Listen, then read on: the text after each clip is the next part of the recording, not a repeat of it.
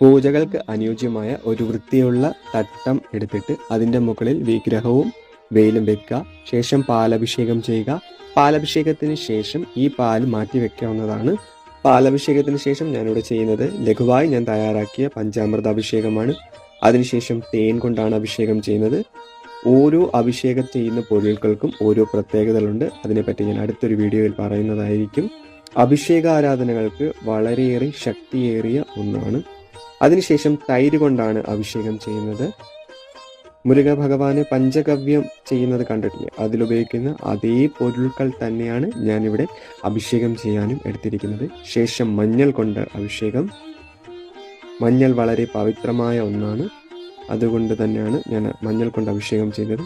ശേഷം കുങ്കുമം കൊണ്ടുള്ള അഭിഷേകം. മുരുകൻ ചൊവ്വാഗ്രഹത്തിന്റെ അധിപനായതുകൊണ്ട് തന്നെ ചുവന്ന ഗ്രഹമായ ചൊവ്വയ്ക്ക് സമാനമായ രൗദ്രത്തിന്റെ പ്രതീകാത്മകമായ കുങ്കുമം കൊണ്ട് അഭിഷേകം ചെയ്യുന്നു. ശേഷം പനിനീരും പൂവും കൊണ്ട് അഭിഷേകം ചെയ്യുന്നു. ഇതാണ് അഭിഷേകാരാധനയുടെ മുറ.